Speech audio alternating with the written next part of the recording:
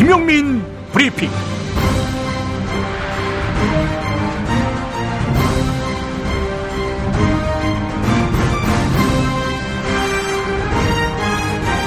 (2016년의) 마지막 월요일 12월 26일입니다. 오늘부터 일주일 동안 김용민 브리핑 오프닝은 하루 2건씩 2016년 10대 뉴스를 선정하려고 합니다. 네, 이번엔 발전소와 석유 화학단지가 많은 울산 지역 상황 알아보겠습니다. 고리 원전에는 재난 최고 수위가 발령되기도 했는데 이 가동이 중단됐던 울산 LNG 화력발전소는 다시 정상 운행되고 있습니다. 이 소식은 UBC 김규태 기자입니다. 피해 현장을 촬영하는 순간 2차 지진과 함께 갑자기 굉음이 나더니 하늘에서 비와 땅이 우르르 떨어집니다. 차량은 순식간에 박살났고 놀란 주민들은 집 밖으로 모두 대피했습니다. 꽃병 시원한 거, 그 위에 화분 같은 거 시원한 거 다 떨어져가지고 박살났어요. CCTV가 심하게 흔들리더니 사람들이 건물 밖으로 뛰쳐나오고 길을 걷던 어머니는 놀란 아이들을 품 안에 꼭 끌어안습니다. 마트에 진열돼 있던 물건들도 무더기로 바닥에 떨어지고 가정 집안도 아수라장으로 변했습니다. 엄청나게 흔들렸어요. 완전 심하게. 겁이 나고 들어가지도 못하고. 승강기에 갇힌 시민들도 가까스로 구조됐습니다. 지진은 어제 저녁 7시 44분과 8시 32분 경주시 남남서쪽 8km 지점에서 5.1과 5.8 규모로 잇따라 발생했습니다. 역대 최대 규모의 지진이 발생하면서 경주와 울산은 물론 전국에서 진동을 느꼈다는 신고가 잇따랐습니다.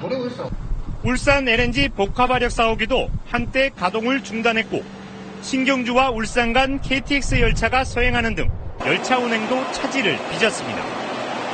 월성 원전도 지진 여파로 수동 정지했지만 보리 원전은 전체 6기의 원전 가운데 예방 정비 중인 2기를 제외한 4기가 정상 가동 중입니다. 석유화학공단도 규모 7.0의 지진에도 견딜 수 있도록 설계돼 있어 피해는 없는 것으로 나타났습니다. UBC 뉴스 김규태입니다. 우선 첫 번째, 경주 지진입니다. 지난 9월 12일 저녁 8시 33분 경북 경주에서 규모 5.8의 지진이 발생했지요.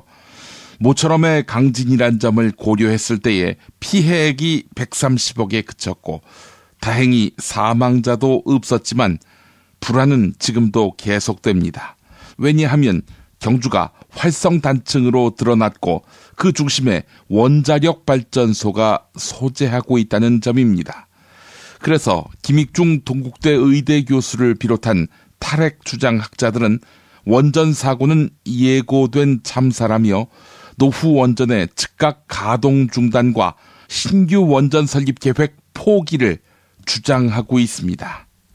한편 원전 참사를 다룬 영화 판도라는 관객 동원 400만 돌파를 눈앞에 두고 있습니다. 네, 새누리당은 전통적인 지지층이 등을 돌리면서 과반 의석을 확보하는 데 실패한 것으로 분석하고 있습니다. 책임론이 불거지고 후폭풍도 적지 않을 것으로 예상됩니다. 류호성 기자입니다. 과반 의석 붕괴가 현실화되자 새누리당은 충격에 휩싸였습니다. 전통적 지지층의 이탈이 패인으로 꼽힙니다.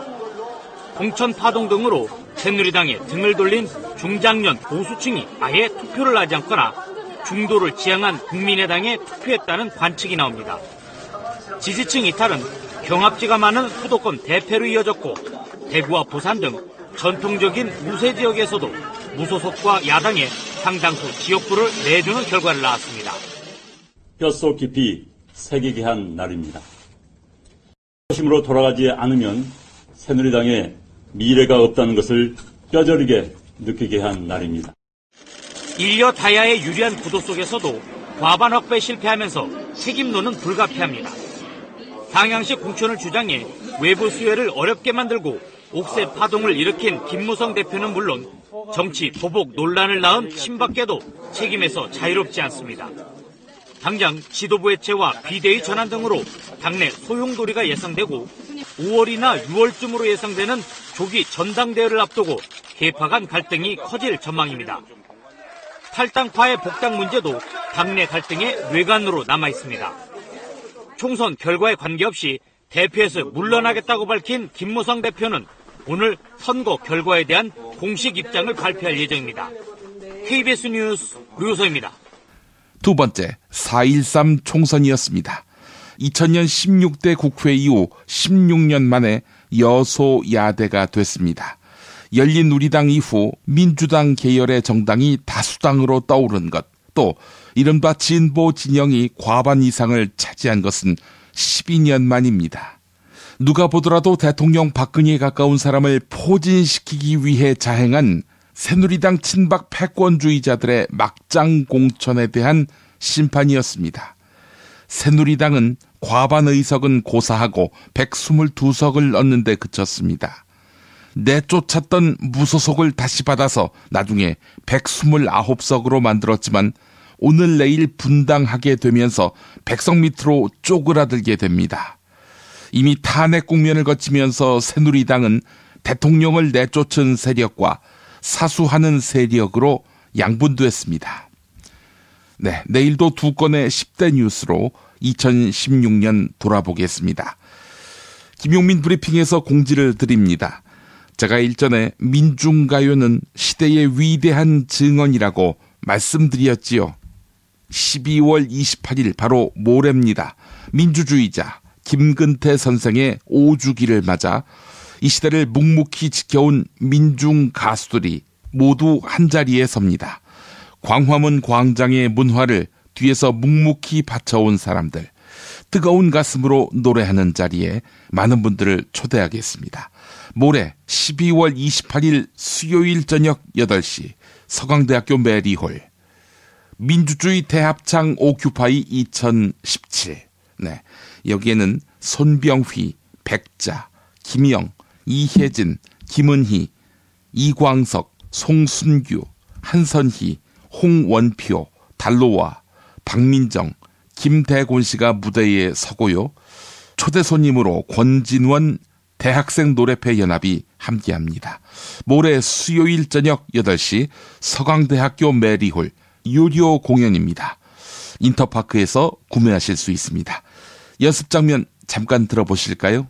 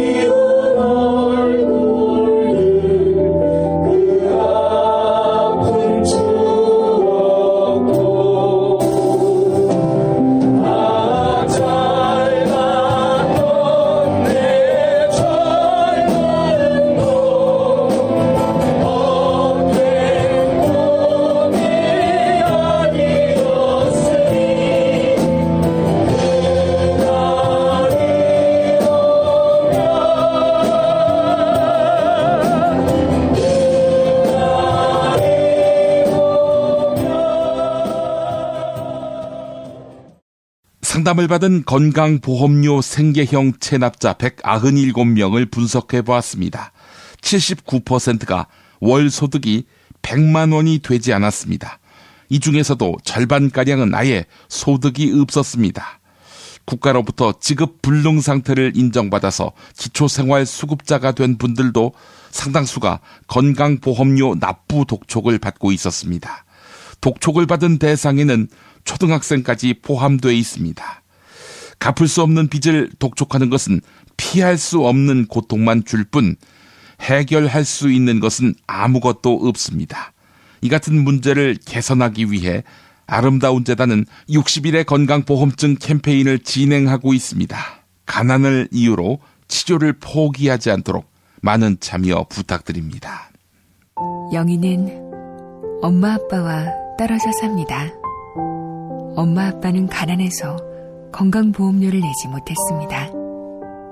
이제 그 보험료를 영희가 내야 합니다. 대한민국에서 10살 아이에게 체납액을 독촉하는 것은 합법입니다. 영희처럼 고통받는 사람들을 위해 60일의 건강보험증 캠페인에 참여해주세요. 당신의 참여가 제도를 바꾸는 시작입니다. 아름다운 재단. 야, 너 홍어 판다 그랬지? 팔지. 근데 홍어가 진짜 그렇게 몸에 좋아? 아니, 끝내준다니까. 우리 엄마 관절염인데? 홍어. 나 숙취는? 홍어. 마누라 다이어트는? 홍어. 큰이모 변비? 홍어. 작은형 소화불량은? 홍어. 여동생 피부? 홍어. 큰누나 주름? 홍어. 명절 때 선물은? 홍어라니까. 근데 비싸지? 별나 싸고 열나 맛있는 홍어가 있다니까. 어디? 알싸한 홍어. 네이버 검색창에 알싸한 홍어를 검색하시고 1599-6456.com 혹은 1599-6456 전화주문도 가능합니다. 하나 더, 알싸한 홍어는 진공포장 택배 배송 판매하며 직접 개발한 특제 소스를 서비스로 드립니다. 충남 금산의 넓은 인삼밭, 정성농장을 일군 농부아버지 이정열 씨. 자연은 노력한 만큼 내어준다. 그 자연의 마음을 알기에 정성농장을 더불어 일구는 아들 이성규 씨도 아버지에게 배운 것처럼 정직하고 또 성실하게. 정성농장 홍삼은 인삼 재배부터 가공 판매까지 모두 책임지고 있습니다. 그래서 대한민국 1등 품질을 자부합니다. 검색창에 정성농장 홍삼을 검색해주세요. 정성농장 홍삼. 전화문의는 010-9754-6972. 굶고 뛰고 땀 빼고 다 해봤다. 그래봐야 소용없었다. 다이어트는 결국 먹는 게 문제다. 다이어트 전문 쇼핑몰 비타샵에서 수식가지 동결건조 채소 곡물에다 3가지 단백질, 거기에 효소와 비타민, 미네랄을 더해 만든 다이어트 전용 그린 스무디를 추천합니다. 다이어트 전용 그린 스무디, 이걸 어떻게 하는 거죠? 하루 2끼만 맛있고 든든한 비타샵 스무디로 바꿔 드시면 됩니다. 검색창에서 비타샵을 검색해주세요. 요즘 민주주의가 거꾸로 간다고들 하지요. 예, 그래서 이번에 제가 한국 현대 생활문화사라는 책을 소개하고 싶은데요. 지금의 상황을 만든 게 박정희 시대부터라는 분석들이 많이 나오는데 예. 이 책은 바로 그 시대를 제대로 알자라는 취지로 쓰여졌습니다. 예. 근데 생활문화사가 뭡니까? 사실 저희는 거의 정치사 위주로만 책을 읽었습니다. 근데 이 책은 그 시대를 살았던 바로 우리 부모님, 삼촌, 이모들의 삶을 담은 책이라고 할 수 있습니다. 촛불 집회도 언젠가는 생활문화사가 되겠군요. 지금 꼭 읽어야 할 책 같은데요. 한국 현대 생활문화사, 도서출판 창비. 이제부터는 관록의 뉴스 해설가 김용민이 오늘 아침 조간신문을 훑어드립니다.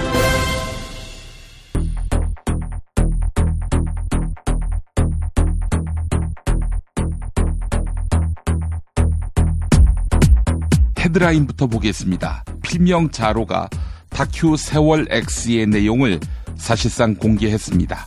세월호가 잠수함 같은 외부 충격으로 가라앉았다, 이렇게 주장한 것인데요. 정부가 그동안 세월호 침몰 원인으로 제기한 과적, 조타 미숙, 화물 고정 불량, 선체 복원력 상실 등은 사실이 아니다라는 주장입니다. K스포츠재단 박헌영 과장이 한국일보와 인터뷰를 했습니다. 김기춘이 최순실 아성에 다가갈 수도 없었다.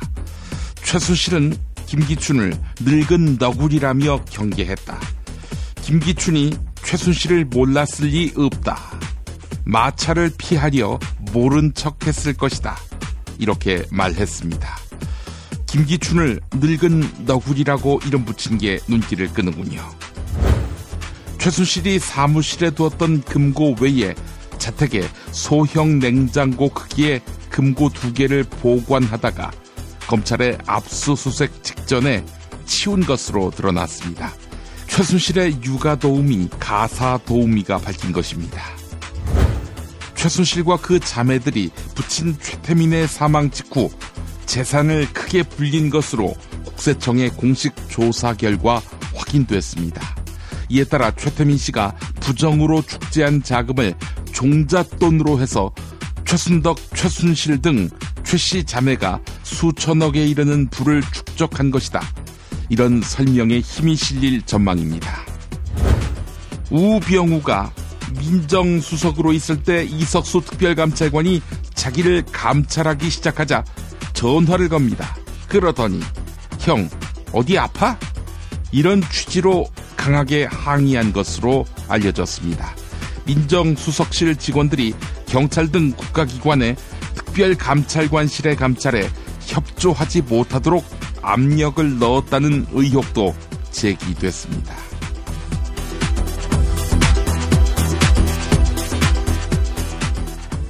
자로라는 필명의 네티즌이 제작한 다큐멘터리 세월 X의 골간이 공개됐습니다. 자로는 2013년 국정원 대선 개입 사건의 증거가 된 포털 아이디를 찾아낸 주역입니다. 쿵소리와 함께 배가 기울었다는 증언, 진도 VTS에서 충돌 직후 대형 물체가 포착됐다는 점을 근거로 잠수함 같은 물체와의 충돌 가능성을 제기했습니다. 한편 영화 인텐션을 준비하고 있는 김지영 감독의 다큐멘터리도 석 달 안에 공개될 예정이어서 주목됩니다. 최순실의 측근인 박헌영 K스포츠재단 과장이 한국일보와 인터뷰를 가졌습니다. 박헌영 과장은 최순실이 김기춘 전 대통령 비서실장을 늙은 너구리라고 지칭했다고 증언했습니다. 이렇게 경계심을 가진 반면 최순실은 필요할 때는 김기춘 실장을 이용하기도 했다. 이렇게 밝혔습니다. 당연히 김기춘 전 비서실장이 최순실의 존재를 눈치챘고 최순실이 시키는 일인 줄 알면서도 모른 척하고 들어주었다고 보는 것이 맞다라고 박헌영 과장은 주장했습니다. 김기춘이 난 최순실 모릅니다. 이런 증언을 했지요. 네, 거짓임이 또 드러났습니다. 최순실이 사무실에 두었던 금고 외에도 자택에 소형 냉장고 크기의 금고 2개를 보관하다가 검찰의 압수수색 직전 치운 것으로 드러났습니다. 박영수 특별검사팀은 최순실의 가사 도우미와 육아 도우미에게 이 같은 진술을 확보한 것입니다. 또한 이들은 동아일보 기자에게 최순실이 항상 책상 위에 태블릿 PC를 올려놓고 사용했다. 이렇게 증언했습니다. 최순실과 자매들의 재산이 부친인 최태민이 사망한 1994년 직후 크게 늘어난 것으로 드러났습니다. 세계일보와 더불어민주당 이재정 의원실이 국세청의 공식 조사 결과를 확인한 것입니다. 먼저 최태민의 부인 임선희 씨는 1996년 명의신탁 해지 방식으로 최순득 부부에게 빌딩을 물려줬습니다. 아울러 최순실은 1996년에 소득세를 무려 6천만 원가량 냈던 것으로 밝혀졌습니다. 30년 경력의 한 세무사는 근로소득이라면 대기업 CEO급이나 돼야 낼 수 있는 소득세다. 이렇게 설명했습니다. 세계일보가 보도했습니다. 최태민 타살설도 있는데요. 따져봐야 할 것 같습니다. 독일 프랑크푸르트 검찰이 최순실의 돈 세탁 혐의를 수사하고 있습니다. 지금까지 독일 검찰은 최순실이 현지에 세운 법인들을 중심으로 수사를 벌여왔는데 최근에는 독일 현지 교민들을 상대로 수사를 확대했습니다. 특히 교민들을 상대로 수사에 나선 곳은 크리미널 폴리차이라고 불리는 조직인데요. 크리미널 폴리차이는 주로 계좌 추적을 통해서 금융 범죄를 수사하거나 테러 의심 인물에 대한 기초 수사를 맡는 경찰 조직입니다. JTBC가 보도했습니다.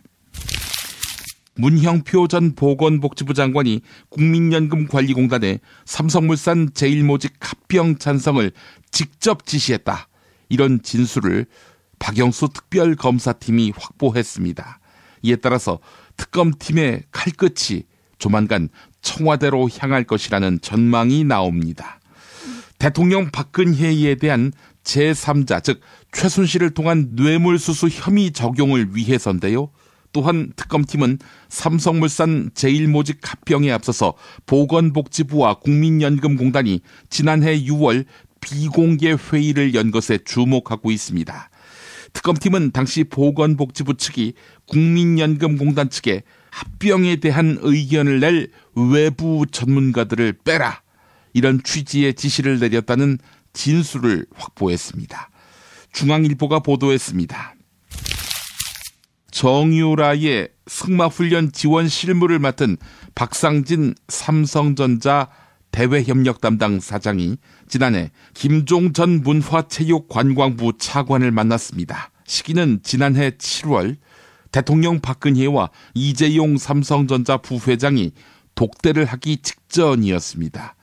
또한 박상진 사장과 김종 전 차관은 정유라의 승마훈련 지원 방식을 논의한 것으로 드러났는데요. 특검은 이를 대통령 박근혜와 최순실, 이재용 부회장의 제3자 뇌물죄 여부를 가를 중요한 연결고리로 보고 있습니다. 한겨레가 보도했습니다. 계속해서 한겨레 보도입니다. 박영수 특별검사팀은 정유라에 대한 지원을 삼성 최지성 미래전략실장과 장충기 사장 그리고 박상진 사장이 논의한 것으로 확인했습니다.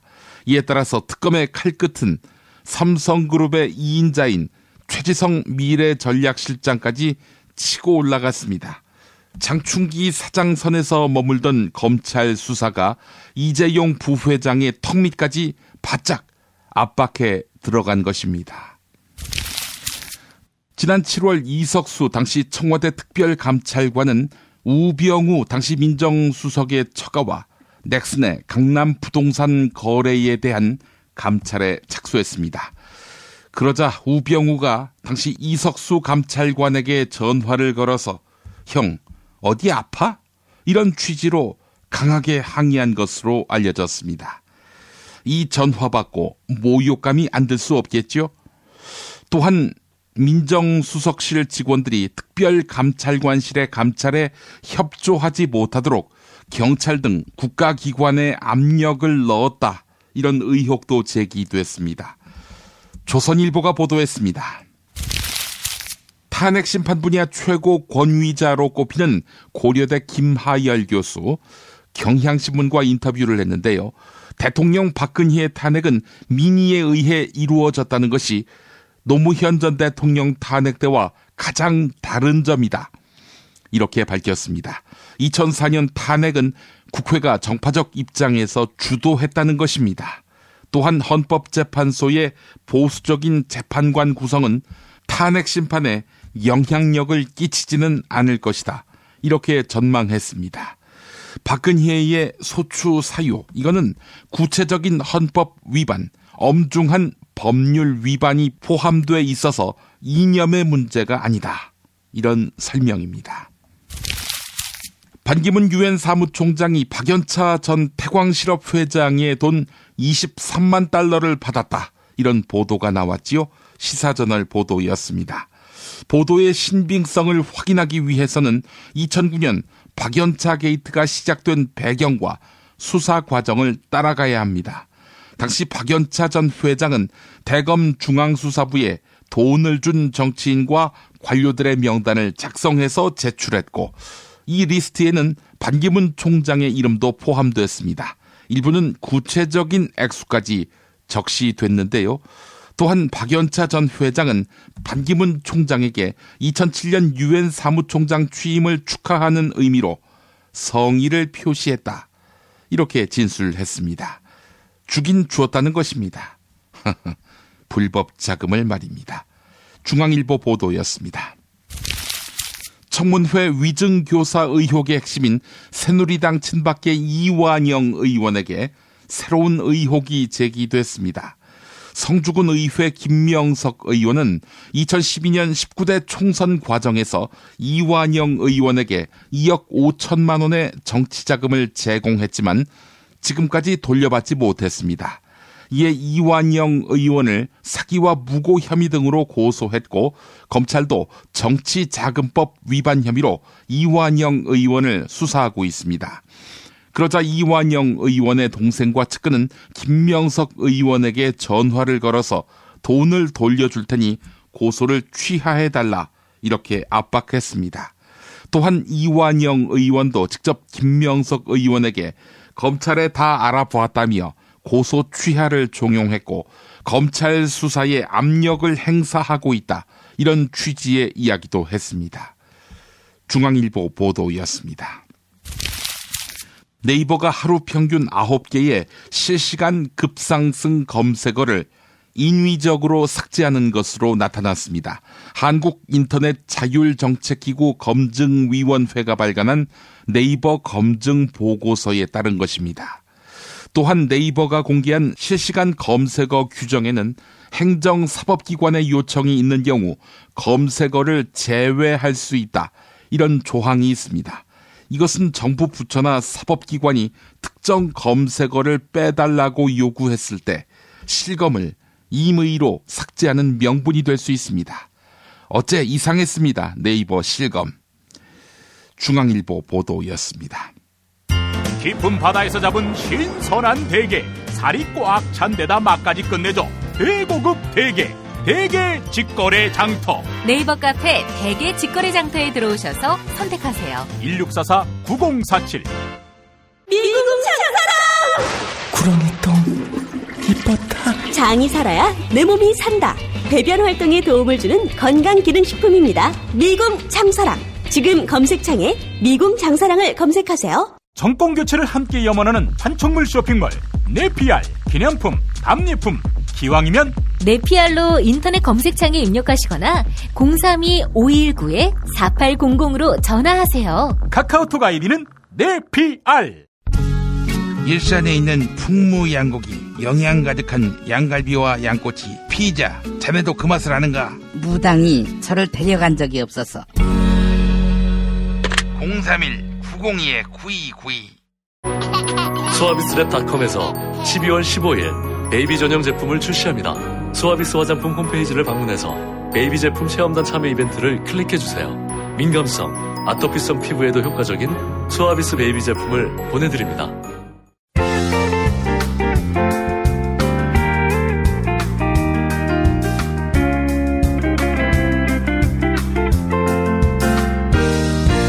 여러분 안녕하십니까? 지금부터 전국 16개 시도교육청과 무관한 2016학년도 뉴스 듣기 능력평가를 시작하겠습니다. 가정이나 사무실 차량 안에 계시는 애청자 여러분께서는 팟캐스트의 음량을 알맞게 조절해 주시고 답안을 작성해 주시기 바랍니다. 모든 문제는 한 번씩만 들려드리니 잘 듣고 지시에 따라 물음에 답하시기 바랍니다.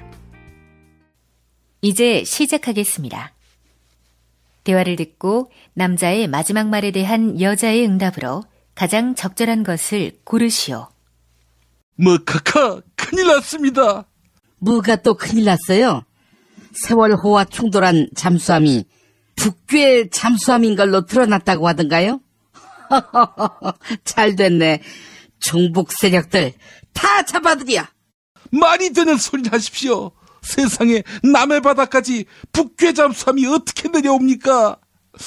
그게 아니라 반기문이 파견차로부터 UN 사무총장이 돼서도 돈을 받았다고 합니다. 당연히 불법 자금이죠. 그거 아주 기쁜 소식이네.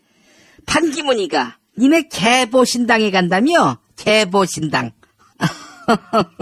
이름 바꾸지? 개되신당. 개가 되신당. 아니면 나는 완전히 새 됐어 해서 새 되신당. 카카, 그게 그렇게 즐거우십니까? 반기문이 날아가면 다음 여당 인기 대선 주자는 유승민입니다. 유승민이 행여 대통령이 되면요, 행복하시겠습니까? 지금껏 여권의 차기 주자를 키우기는커녕 스스로 크려고 해도 짓밟고 침뱉고 그러시더니 꼴 좋습니다. 씹새끼. 야, 그럼 그렇게 대통령감으로 스스로 크고 싶었던 네가 대통령 후보가 되면 무슨 재앙이 일어났겠니? 친일파 아버지의 비리에 마약사위에 특혜 채용 딸에. 그 비리가 문제라면 카카는 뭡니까? 카카, 세월호 다큐가 본물처럼 터져나옵니다. 진실규명 계속 감춘다고 감춰지겠습니까? 카카, 세월호가 이 섬 근처에서 급변침을 했다가 침몰한 걸로 돼 있는데 알고 보니 잠수함 같은 물체와 충돌해서 침몰한 걸로 돼갑니다. 카카, 세월호 침몰 지점에서 왼쪽에 있는 이 섬을 따라서 급변침한 거 아닙니까? 이 섬의 이름이 뭔지 아십니까? 알지?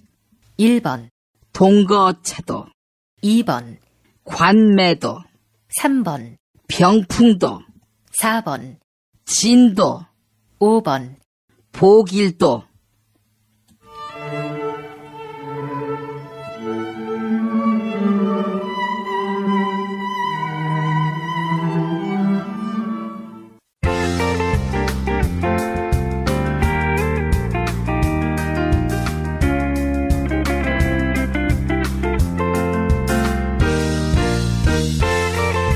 수고하셨습니다.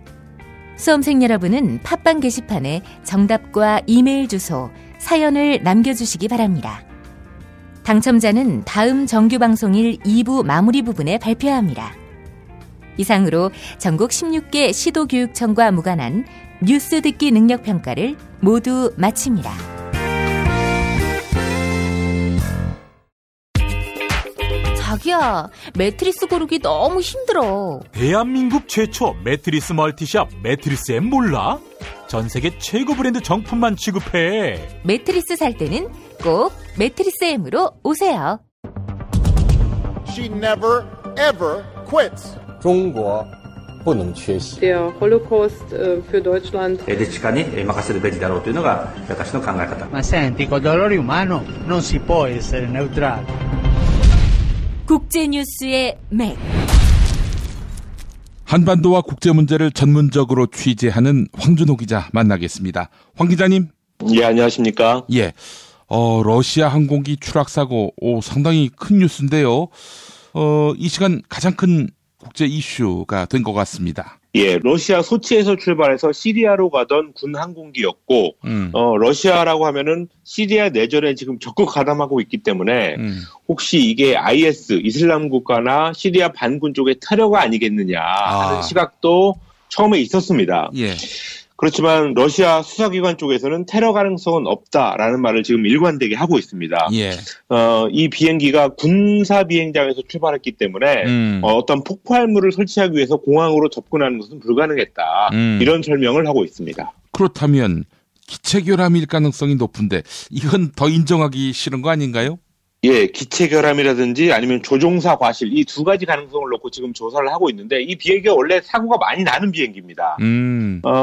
투폴레프 154, 영어로 TU-154로 표기를 하는데 이 기종은 구소련 시절에 개발이 돼가지고 지금 현재는 러시아하고 북한에서만 사용되고 있는 아주 오래된 기종입니다. 그래서 지난 2010년에는 그때는 폴란드에서도 쓰고 있었는데 그 폴란드 대통령을 태운 비행기가 추락을 해가지고 96명 전원이 사망했던 일이 이미 있었습니다. 이번에 추락한 항공기는 1983년에 생산된 건데 군 합창단원 64명 그리고 기자들을 포함해서 총 92명 전원이 사망했습니다. 아이고, 예. 뭐 비행기 사고는 났다 하면 전원 사망일 테니까요. 그렇습니다. 예. 미국 대통령 당선자 트럼프가 핵 능력을 강화하겠다 이렇게 말을 해서 파문을 일으키고 있는데 글쎄요.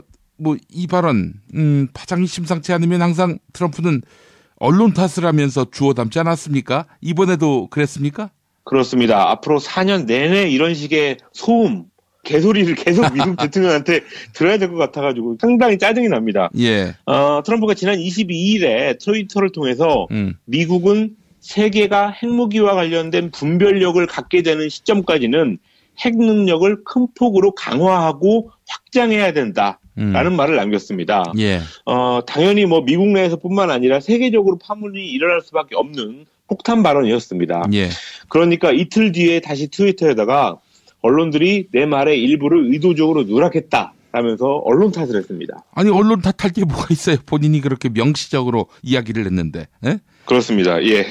그리고 이게 절대로 언론 탓이 아닌 게 러시아의 푸틴 대통령이 먼저 전략 핵무기 부대의 전투력을 강화해야 된다라는 내용의 연설을 했고 그 연설이 있고 나서 1시간 뒤에 곧바로 트럼프가 핵 능력을 강화하자 이런 말을 했기 때문에 예. 누가 봐도 이거는 푸틴의 말을 받아서 한 말이구나 이렇게 생각할 수밖에 없었습니다. 예, 예.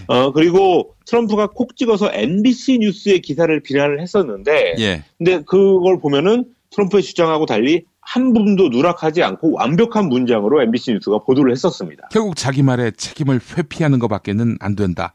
이렇게 봐야 될 것 같아요. 그렇습니다. 트럼프의 핵강화 발언, 이거에 대한 논란이 커지니까 백악관 대변인 내정자 같은 트럼프 쪽 사람들은 핵 확산을 의미하는 것은 아니다 라면서 진화에 나섰습니다. 그런데 또 한편으로는 트럼프의 최측근 원로인 뉴트 깅리치 전 하원 의장이 방송에 나와가지고 트럼프의 핵 능력 강화 발언은 적절했다. 라고 옹호하기도 했습니다. 그러니까 내부적으로 입장 정리가 안 됐거나 핵 능력 강화 발언을 대수롭지 않게 보지 않고서는 이럴 수가 없는 건데 어느 쪽이건 어쨌든 황당한 일입니다. 이게 대통령 취임하기 전의 일이란 점에서 국민들의 그 불안감을 더욱 고조시키는 요인이 되고 있는 것 같고요. 자, 취임식 준비는 잘 되고 있습니까? 공식적인 취임식이야 뭐 정해진 대로 그동안 하던 대로 하면 될 것 같은데 축하 공연 같은데 A급 가수들이 안 오려고 해가지고 어떤 마음에서 우러나오는 게 있어야지 가능한 분위기라는 게 있지 않습니까? 그렇죠. 그런 거는 아무래도 안 만들어질 것 같습니다. 팝스타 엘튼 존, 셀린 디옹 그리고 팝페라 가수 안드레아 보첼리 이런 사람들이 섭외를 받았는데 다 안 나가기로 했습니다. 그래서 폭스뉴스는 이런 상황을 전하면서 취임식 공연 출연진을 채우는 게 내각을 채우는 것보다 어렵다라고 전했습니다. 내각도 채우는 거군요. 예, 선출을 해야 하는데 채운다 이런 표현도 상당히 이채롭습니다. 뭐 이 가수들이 안 나가는 이유는 아무래도 괜히 나갔다가 팬들만 떨어져 나갈까봐. 그것 때문에 못 가는 거 아니겠습니까? 그렇게 봐야 될 것 같습니다. 근데 재밌는 게 이 와중에 내가 공연에 나가겠다라고 손을 든 사람이 있었습니다. 그래요? 예, 바로 Saturday Night Live SNL, 미국판 SNL에서 트럼프 흉내를 내왔던 배우 알렉 볼드윈입니다. 예.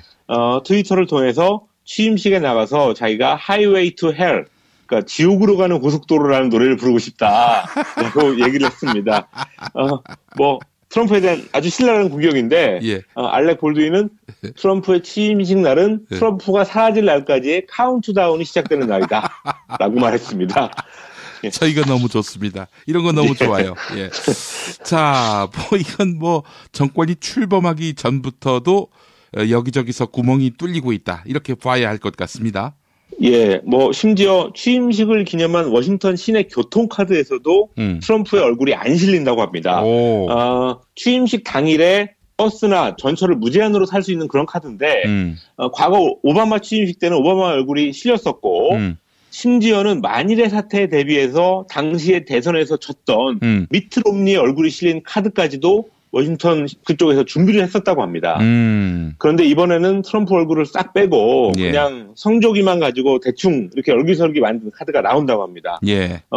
어떤 잘 만들어야겠다는 성의 이런 것들이 기본적으로 없었기 때문이 아니냐 이런 뒷말이 나올 수밖에 없는 것 같습니다. 아이고 이렇게 총체적으로 무시를 당하는 대통령의 취임이라 미국 사회의 자존감이 어느 수준인지 어디까지 떨어졌는지 알 수 있는 대목이 아닌가 싶습니다. 예. 중국이 처음으로 항공모함을 태평양으로 보내서 군사 훈련을 했다고 하는데 아무래도 트럼프의 미국을 견제하기 위한 목적이겠죠? 그렇습니다. 트럼프가 미중 관계의 근간인 하나의 중국 원칙 그것까지 지금 막 흔들어대면서 중국을 강하게 압박하고 있기 때문에 중국으로서도 대응하지 않을 수 없는 상황이 됐습니다. 그 첫 번째 대응은 사드 배치 후보지인 한국에 대한 보복 행동이었고요. 그 다음 스텝으로 이제는 미국과 일본을 직접 겨냥하는 움직임을 보이는 게 바로 이번 훈련이라고 할 수 있을 것 같습니다. 중국 최초의 항공모함 랴오닝호가 크리스마스 이브 날 서해를 거쳐서 서태평양 쪽으로 원양 훈련을 나간 일입니다. 예. 이렇게 움직인 것은 어떻게 처음입니까? 해군 쪽에서는 처음입니다.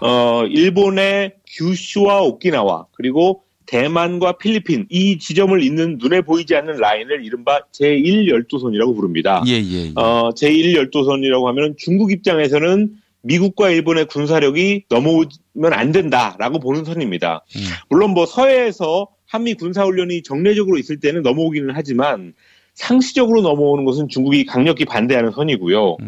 또 반대로 미국과 일본 입장에서는 중국을 봉쇄하는 선 그런 성격이 있는 그런 게 바로 제1열도선입니다. 중국이 공군 훈련을 이유로 이 선을 넘은 적이 몇 번 있었는데 과거에 해군 항모전단이 넘은 것은 이번이 처음입니다. 그렇군요. 알겠습니다. 자, 황준호 기자님 월요일 아침 국제뉴스엠에 감사합니다. 예, 감사합니다. 야, 딴지마켓 좀 봐봐. 이담채 김치 게시판 지금 보고 있어? 왜요? 뭐가 문제 있나요? 야, 어떻게 하나같이 맛있다, 예술이다, 감탄했다, 물건이다, 또 재주문했다 이런 글만 올라올 수 있지? 이거 공작의 냄새가 나지 않아? 아무래도 그런 것 같아. 이담채 김치 게시판에 작전 세력이 개입한 거 아닐까요? 그럴 리가요. 이담채 김치는 맛있는 김치 말고는 따로 자랑할 게 없습니다. 드셔보시고 판단하세요. 포털 사이트에서 이담채 김치. 주문 전화는 1544-4586 1544-4586. 술자리 많은 연말연시 가뜩이나 속상한 세상. 새싹당 콩차를 선물하세요. 가격이 착해서 김용남법에 저촉되지 않습니다. 새싹당 콩차는 남자를 위한 차. 서면보고용으로 아주 좋습니다. 서면보고용. 에? 서면보고. 전창걸닷컴에서 구매하세요. 전화문의 070-8635-1288 070-8635-1288. 공화국 참치논평 구이동 대양 참치를 맛보지 못한 국민 여러분은 진정한 참치 맛을 보기 위한 강도 높은 중대 조치를 취하실 계획을 표명하시고 곧장 구이동으로 달려오시기 바란다. 참치에 대한 체질적인 거부감과 적개심을 노골적으로 드러내는 분도 구이동 대양 참치에 오시면 추호도 용납할 수 없는 포악무도한 폭식 행위를 자행할 것이다. 구이동 대양 참치. 월요일 참치데이 이벤트, 화요일 참치머리 서비스로 함께합니다. 주차장 걱정 마시고요. 대중교통은 서울 지하철 2호선 구의역 2번 출구에서 5분 거리입니다. 대양 참치 구의점 02-455-8087. 안녕하세요. 엄교입니다. 매주 주말 광화문에 나가시느라 힘드시죠? 저희 책 나는 세상을 리셋하고 싶습니다를 쓰면서 싸그리 망해버려라라는 말을 정말 많이 들었습니다.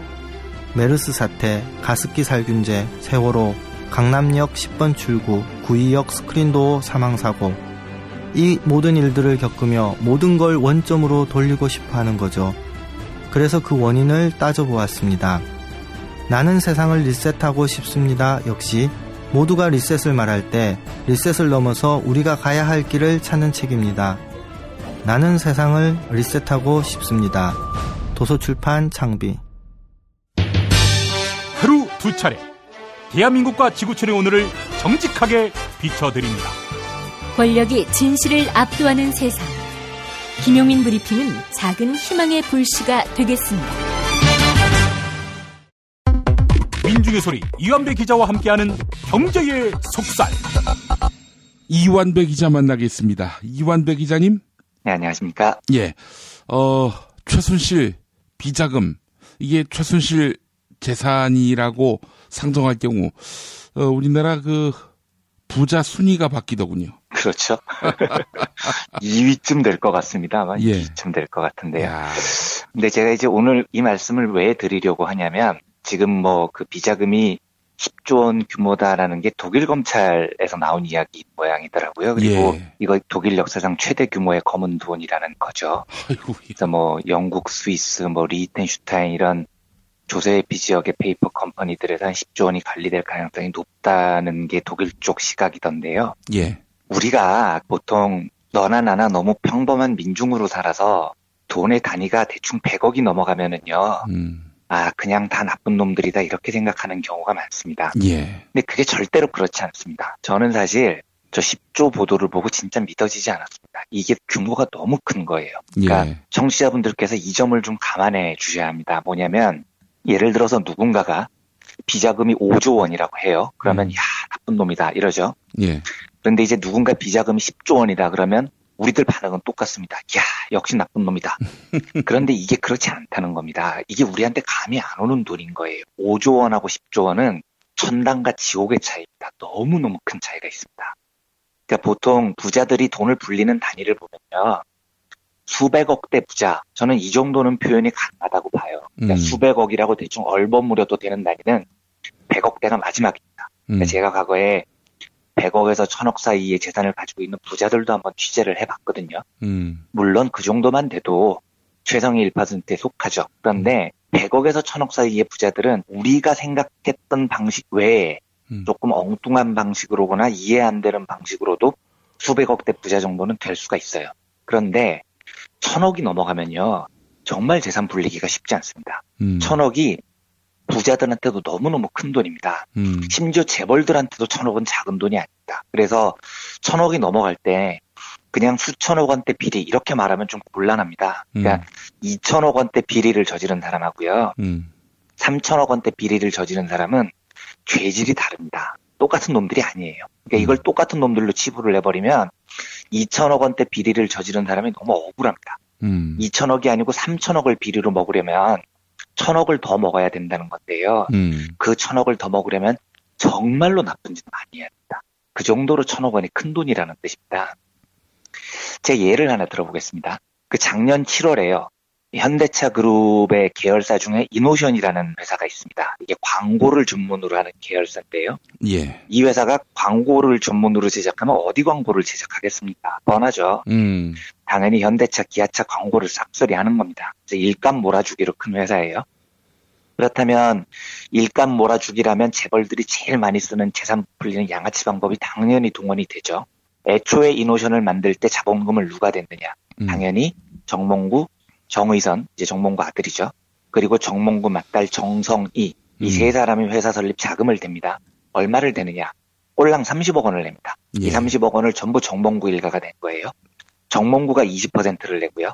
정의선이 40%, 정성이가 40%씩 냈습니다. 그러니까 정의선하고 정성이 남매가 이 이노션이라는 회사를 세울 때 낸 돈은 고작 12억 원이었다는 얘기예요. 그런데 이후에 이노션은 현대차 그룹이 집중적으로 일감을 몰아줘서 10년 만에 시가총액 1조 2천억 원짜리 회사로 큽니다. 그리고 정의선은 이 과정에서 손가락 하나 까딱하지 않고 12억 원을 4천억 원으로 불려요. 이것 때문에 정의선이 지금 쌍욕을 처먹고 있는 겁니다. 지도 알아요. 이게 얼마나 쌩 양아치 짓인지. 그런데도 이걸 합니다. 왜냐? 이걸 해야 4천억 원을 버니까요. 세계 5대 자동차 브랜드 그룹의 차기 대권 주자가요. 전 세계적으로 쌍욕을 먹어가면서 저 4천억 원을 벌려고 난리를 친 겁니다. 그만큼 재벌들한테도 4천억이라는 돈은 어마어마한 돈이에요. 그런데 1조다 이러면은요, 이건 진짜 큰 돈인 겁니다. 이게 정상적인 사업을 하지 않고 1조를 만든다는 건 불가능한 일이다. 삼성의 이재용이 지금까지 저 난리를 치고요. 한국 역사상 합법적 사기꾼의 역대급 인물입니다. 이재용이요. 온갖 생양아치 짓을 다 해서 모은 재산이 지금 8조 원이에요. 삼성이라는 그 거대한 재벌이 다 동원이 돼가지고 수십 년 동안 명문대 출신들, 변호사, 판사 출신들 다 불러 모아가지고 회계사 출신들이 다 머리를 굴려서 생양아치 짓을 하고 해서 모은 돈이 8조입니다. SK그룹 최태원도 똑같은 짓거리를 했거든요. SK그룹이 총동원이 돼서 양아치 짓으로 재산을 불리고 불렸는데 최태원 재산은 3조 4천억 원입니다. 정의선이요. 글로비스라는 회사를 가지고 난리를 치고 이노전까지 동원을 해서 온갖 짓을 다 해서 지금 재산이 3조 2천억입니다. 그런데 최순실이 10조다. 재벌의 조직적인 도움이 없이요. 진짜 대단한 액수인 겁니다. 또 한 가지요. 이런 생각을 한번 해보십시오. 노태우 비자금이 4천억 원이었다는 거죠. 그런데 노태우는 대통령이었습니다. 그리고 군인 출신의 독재자였어요.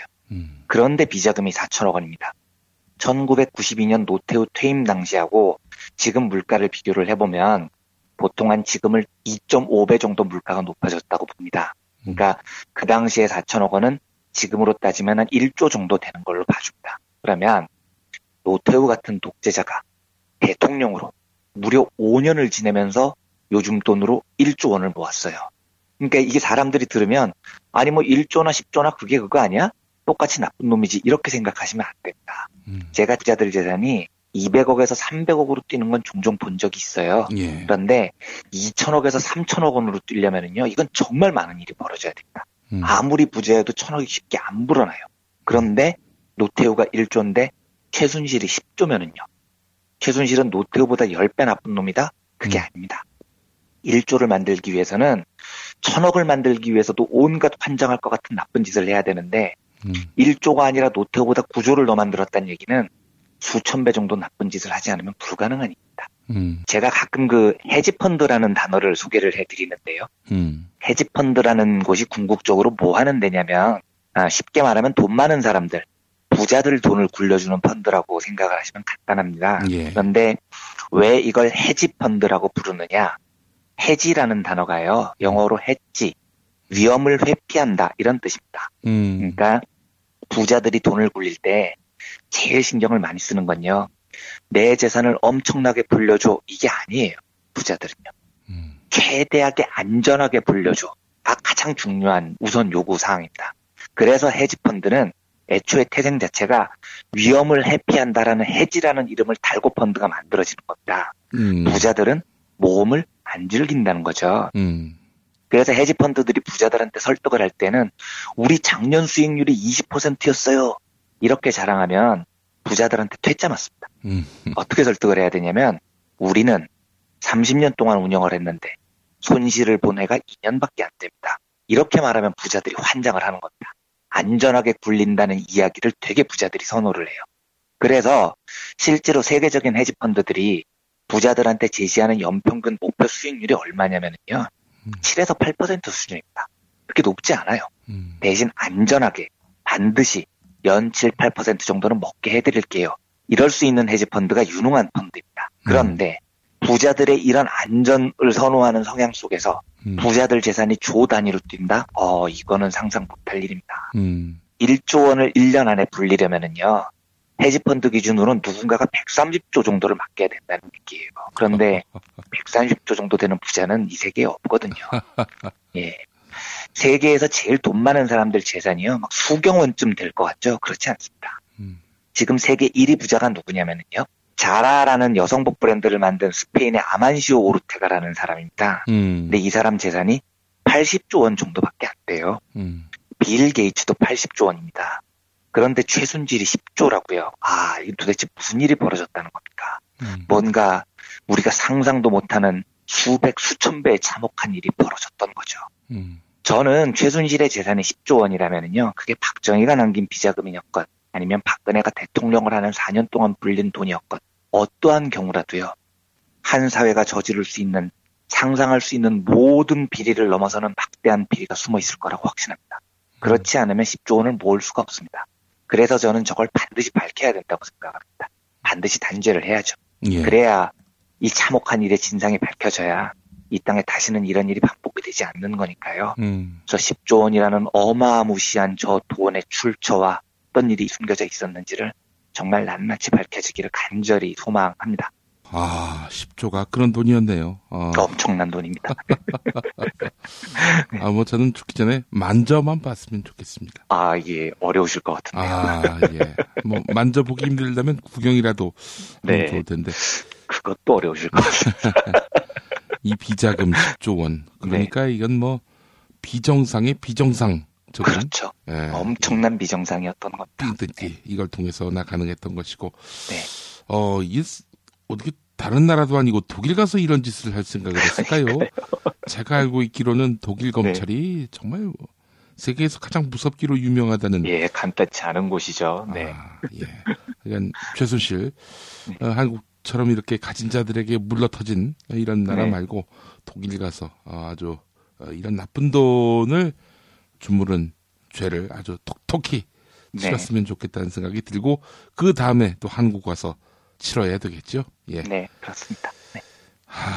정말 치가 떨립니다. 요즘에는 그 면상만 봐도 구역질이 나요, 진짜.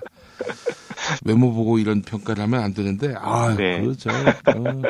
최순실하고 정유라 그 얼굴만 봐도요, 정말 제가 뭐라 표현할 수 없을 정도로 역겨움을 느낍니다. 네, 뭔가 욕심에 가득한 얼굴이에요. 욕심에 가득한 얼굴이어서 저도 참 보기가 힘들더라고요, 그 얼굴들을.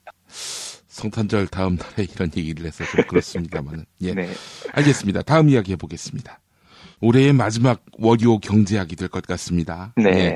신뢰의 경제학, 신뢰의 사회를 만들 경제학적 방법. 오늘 그 얘기 해주신다고요? 네, 신뢰의 경제학이라는 주제인데요. 이제 홀드업이라는 다소 까다로운 경제학 용어에 제가 한번 도전을 해보겠습니다. 홀드업이라는 용어는요, 손들어, 꼼짝마, 이런 뜻입니다.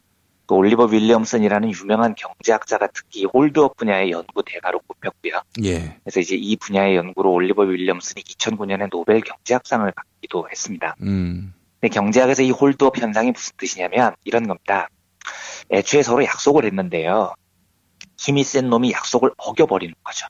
이때를 홀드업 현상이라고 합니다. 그러니까 힘 센 놈이 횡포를 부리는 바람에 힘이 약한 쪽이 인질이나 볼모가 돼버린 겁니다. 그래서 힘센 놈이 손들어 하면 꼼짝없이 손을 들 수밖에 없는, 을들의 서름이라고나 할까요? 이런 걸 이제 홀드업 현상이라고 합니다. 이걸 말로 하면 좀 어려운데 예를 들면 아주 쉽게 이해가 되실 겁니다. 예를 들어서요, 현대자동차가 자동차에 들어가는 부품을 하청업체에 맡겼다고 해보겠습니다. 그런데 그 부품은 현대차 외에는 아무짝에도 쓸데가 없는 특수 부품인 겁니다. 그래서 이제 하청업체가 물어보니까 현대차가 그러는 거죠. 야, 니네 그거 대량으로만 만들어. 내가 10만 개 사줄게. 가격도 개당 10,000원씩 쳐줄게. 잘만 만들어. 응? 이런 겁니다.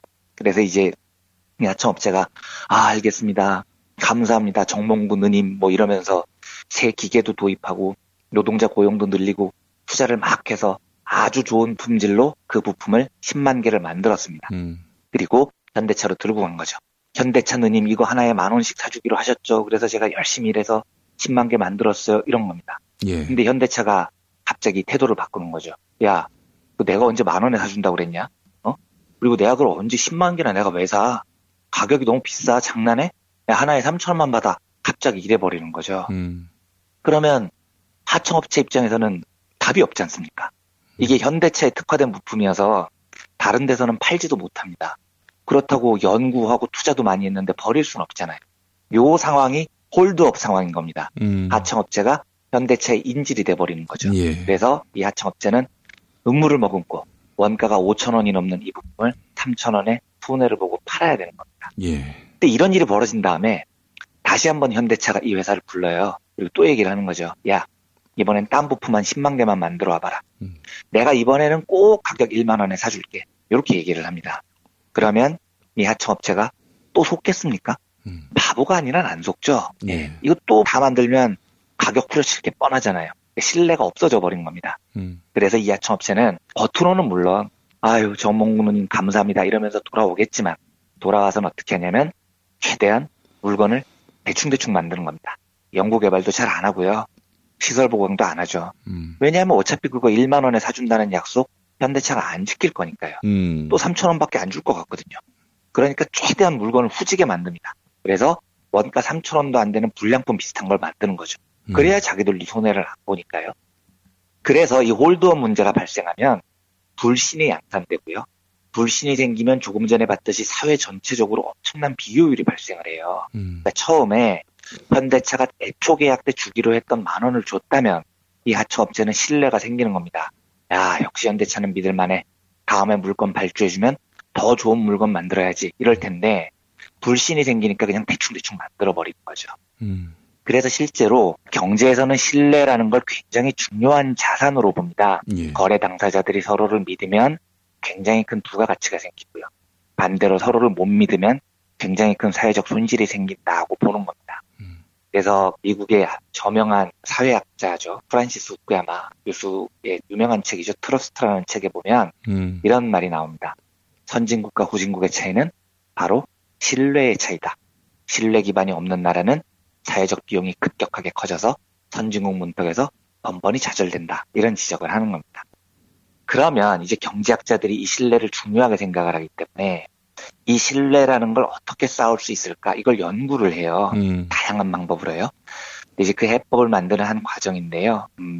행동경제학 분야, 제가 요즘 자주 말씀드리는 이 분야에서 신뢰 게임이라는 게 있습니다. 이걸 이제 한번 해보려고 합니다. 어떤 게임이냐면 죄송스럽습니다만 완배하고 용민이 이 둘이 게임을 한다고 하겠습니다. 예. 근데 규칙이 이렇습니다. 누군가가 완배한테 10,000원을 줍니다.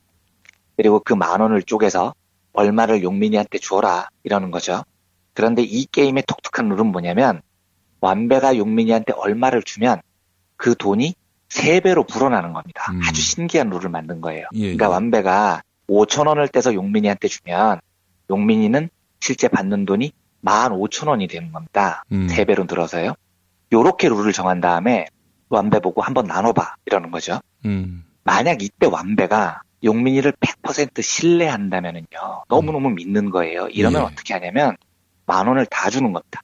그러면 그 돈이 30,000원으로 불어나겠죠. 그 다음에 이제 용민이한테 가서 야 용민아 반띵하자.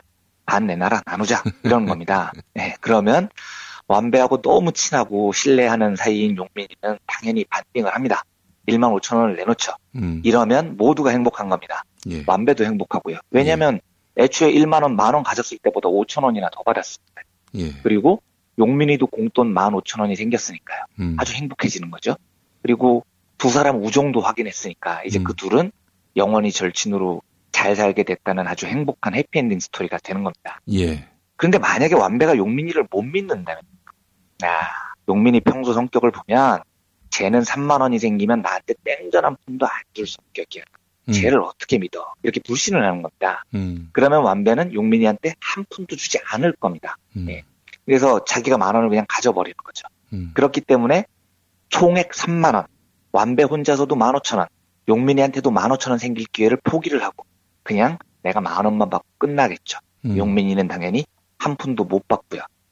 이게 이제 신뢰 게임이라는 건데요. 실제로 이 실험을 해보면 실제로 어떤 일이 벌어지냐면 여러 경제학자들이 실험을 해봐요. 대부분 실험 결과가 비슷합니다. 완배 역할을 하는 사람이 돈을 용민이한테 주기는 줘요. 그런데 10,000원을 다 주는 일은 극히 드뭅니다. 상대를 100% 신뢰 못한다는 거죠. 예. 그리고 얼마를 돌려받느냐.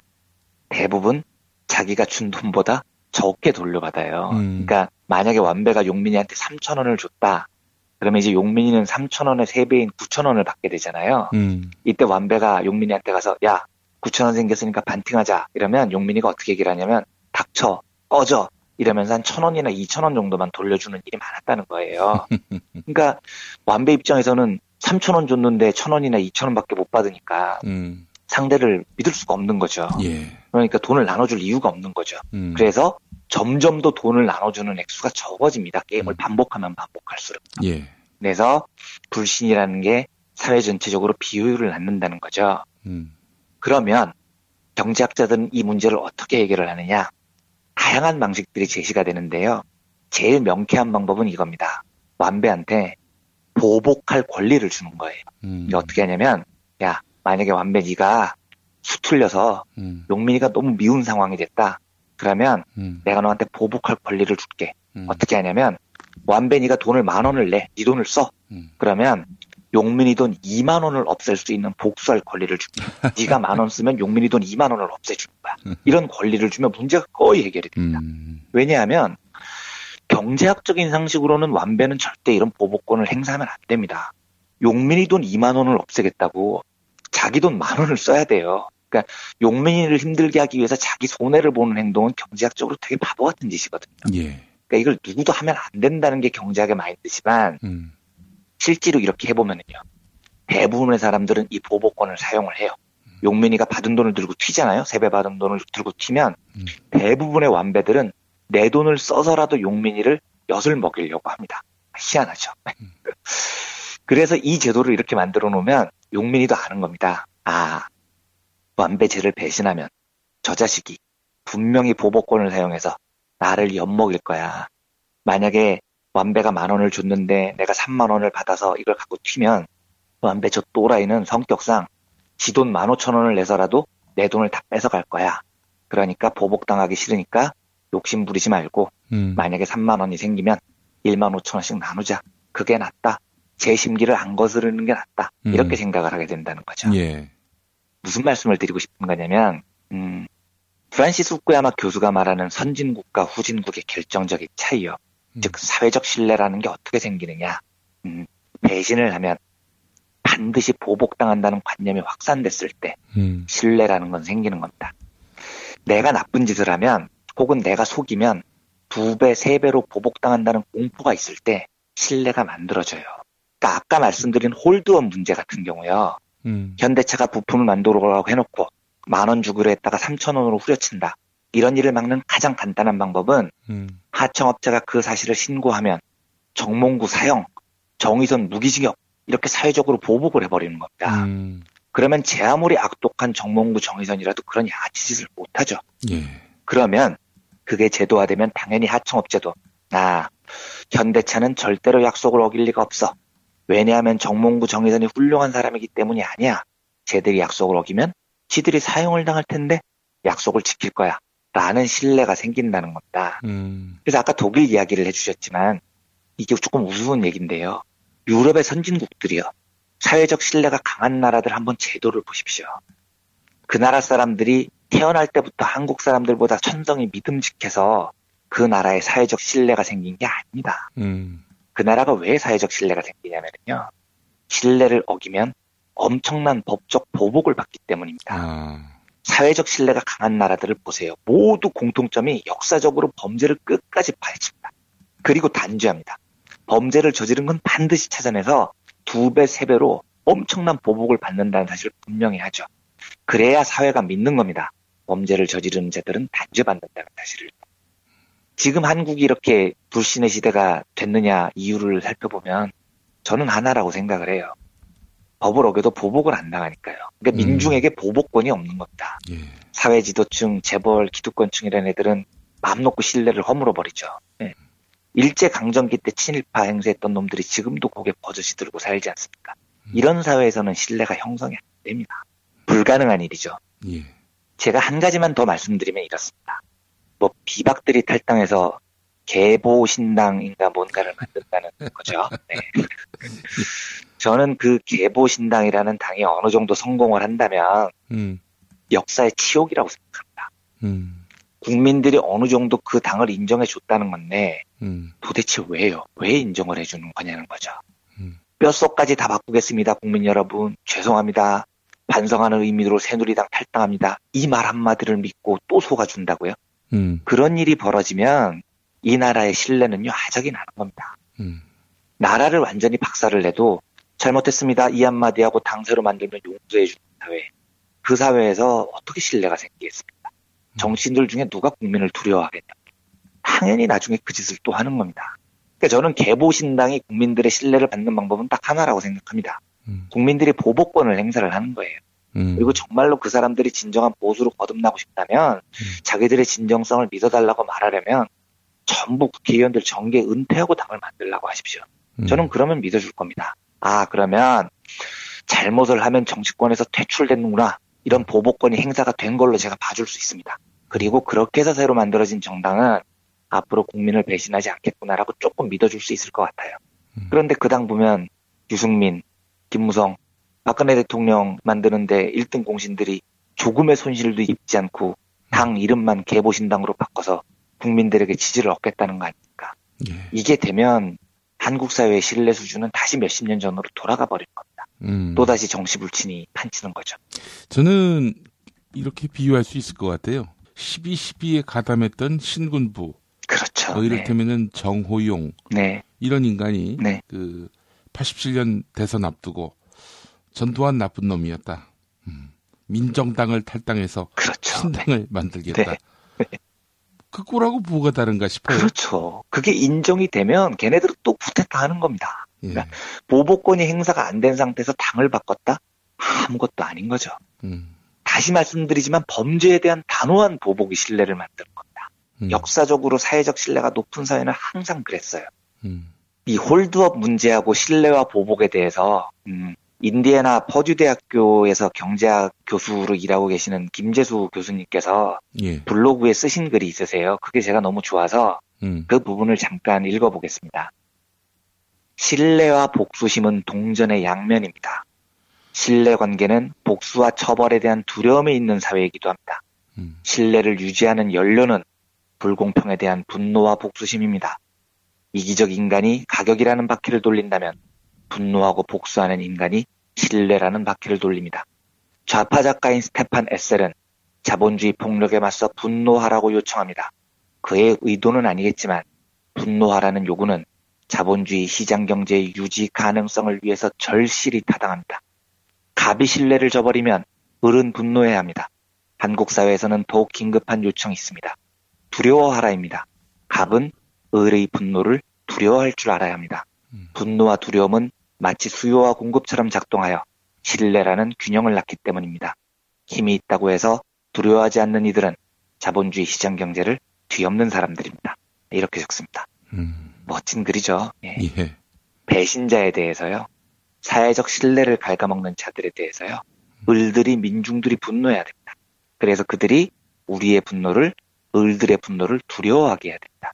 우리의 분노가 저들의 공포와 만나면 그게 바로 신뢰라는 균형을 생산합니다. 그래서 지배계급의 반칙에 대해서는 처절히 응징을 해야 되는 겁니다.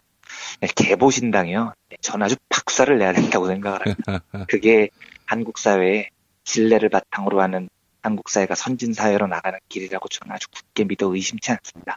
예. 정치가 무한한 책임을 져야죠. 네, 맞습니다. 그런데 박근혜를 창출한 책임, 그 말로써, 뭐 탈당으로서, 이건 아니죠. 말도 안 되는 소리입니다. 최소한 한 번은 야당, 한 번은 낙선, 이런 경험을 해줘야 내가 그냥 대충 여기 기웃거리고 저기 기웃거리는 게 죄가 아니구나라는 망상을 확실하게 깰 수 있는 거 아니겠습니까? 맞습니다. 우리 국민이 그런 식으로 보복권을 행사를 해야 되는 겁니다. 반드시 필요한 거죠. 예. 그거는 앞날을 위해서도, 그렇습니다. 새누리당을 위해서도, 네. 보수 정치를 위해서도 필요한 일이라고 그럼요. 생각합니다. 예. 이거 오늘 아주 중요한 말씀해 주셨고요. 이건 사실 올해 마지막 월요 경제학이 아니라 내년 내내 울려 퍼져야 할 그런 메시지라고 생각이 됩니다. 네. 예. 자, 이완배 기자님 감사하고요. 우리 이완배 기자님과 12월 29일 목요일 낮 1시 전주 갈보리 교회 그리고 저녁 7시 광주 YMCA 여러분 기억하고 계시죠? 자, 우리 이완배 기자님과 함께 호남을 저희가 찾아가겠습니다. 자, 이완배 기자님, 우린 또 내일 뵙도록 하겠습니다. 네, 감사합니다. 여러분 안녕하세요. 민중의 소리 아나운서 정혜림입니다. 이 어묵한 여왕님 치하에서 다들 잘 견디고 계시죠? 오늘도 종편의 주옥 같은 헛소리에 혼이 정상인 듯 정상 아닌 비정상 같은 여왕님의 우주 타령에 고구마 100개쯤 한꺼번에 삼킨 듯 답답한 마음에 죄 없는 가슴팍만 두들겨대고 계세요. 이젠 시원한 사이다 같은 민중의 소리와 함께하세요. 잘 키운 진보 언론 10종편 안 부럽습니다. 한 달 10,000원 소액 CMS 후원으로 민중의 소리에 큰 힘이 되어주세요. 1661-0451 1661-0451 전화 기다릴게요.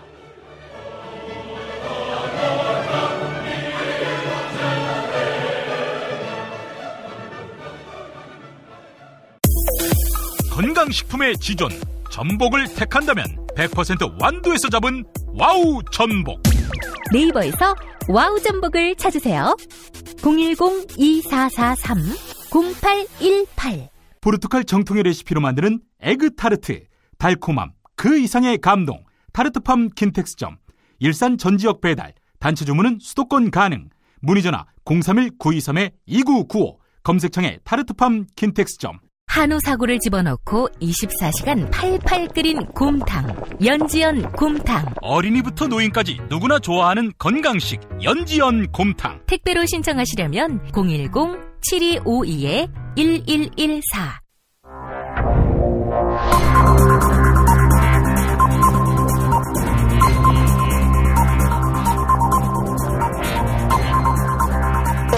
공화국 논평. 음식을 나눠 먹지 않는 혼밥족이지만 크리스마스에는 외로웠는지 참모들과 케이크를 나누어 먹은 감성파 박근혜 동지께서는 박동지와 최태민의 19금 이야기를 윤석열에게 들려준 정두원에 대한 강도 높은 국가적 중대 조치를 취하실 계획을 표명하시고 구체적인 공격 방침을 제시하시었다. 경애하는 박근혜 동지의 단호한 결심은 김본좌보다 더한 야동매니아 정두원에 대한 격한 분노의 표시다. 정두원은 박근혜 동지와 최태민의 19금 이야기를 윤석열 특검 팀장에게 전달했다고 한다. 일명 박근혜 야동 이야기를 한 것인데 인터넷에서 아무리 검색해봐도 박근혜라는 여배우가 출연한 야동은 찾아볼 수가 없다. 수사하느라 바쁜 윤석열을 불러내서 잊지도 않은 야동 이야기를 떠벌린 정두원은 박동지를 참을 수 없이 모독하고 우롱하고 천추의 한이 될 망동의 다름 아니며 처절한 대가를 자초할 악수 중에 최악수를 범하고 말았다. 따라서 박근혜 야동이 실제로 존재한다면 정두원은 품번을 공개해야 할 것이다. 또한 정두원은 지난 대선에서 박근혜 동지를 찍지 않았다고 짓거리였다. 야동을 결제도 하지 않고 공짜로 봤을 거면서 박근혜 동지를 찍어주지 않는 것은 도둑놈 심보로서 박근혜 동지에 대한 차질적인 거부감과 적개심을 노골적으로 드러내는 바 추호도 용납 못할 포악무도한 도발 행위에 다름 아니다. 이제라도 정두원은 박근혜 동지를 찾아가 참회의 눈물을 흘리며 국회에서 야한 사진을 보다가 망신을 당한 한선교, 이한구, 엄호성, 심재철, 권성동 꼴만은 나지 않게 해달라고 이 말을 땅에 찍고 반성해야 할 것이다. 아울러 정두원은 묻지도 따지지도 말고 강남 모처의 스텝바에서 컵라면 안주에 막걸리를 마신 다음 마티즈를 타고 천식에 걸려야 할 것이다. 만약 거절할 시에는 박근혜 동지의 채솟는 분노와 경천 동지의 탄압의 불벼락을 피할 수 없게 될 것이다. 김용민 브리핑이 선정한 오늘의 칼럼은 중앙대 김누리 교수의 한겨레 칼럼 광장의 촛불 삶의 현장에서 타올라야입니다. 천만 촛불의 기적은 한국 민주주의의 엄청난 잠재력을 보여주었지만 동시에 광장 민주주의가 아직 현장 민주주의에 도달하지 못한 현실을 처연하게 돌아보게 한다. 우리는 광장에서 위대한 민주주의 혁명을 이루었지만 정작 실제 삶이 영위되는 현장에서는 지극히 비민주적인 일상을 살아가고 있다. 우리는 광장에서 민주주의자 없는 민주주의는 존재할 수 없다는 것을 배웠다. 민주주의는 민주주의자들의 연합체다. 그렇기에 민주주의는 단지 정치 제도의 문제가 아니라 삶의 태도의 문제다. 타인을 배려하고 존중하며 약자와 공감하고 연대하며 불의에 분노하고 부당한 권력에 저항하는 태도, 이러한 심성을 내면화한 민주주의자를 길러내지 못하는 한 제도로서의 민주주의는 하시라도 권위주의와 독재의 야만으로 추락할 수 있다. 이것이 광장의 촛불이 내 마음속에서, 우리의 삶 속에서 다시 타올라야 하는 이유다. 네, 여기까지입니다. 1부 마무리하겠습니다. 김용민 브리핑과 함께한 시간 어떠셨어요? 다음 시간에도 보다 바르고 알차며 즐거운 정보로 여러분을 찾아가겠습니다. 팟캐스트 포털 팟빵에서 다운로드하기, 구독하기, 별점 주기, 댓글 달기로 응원해주세요. 잊지 마세요. 다운로드하기, 구독하기, 별점 주기, 댓글 달기.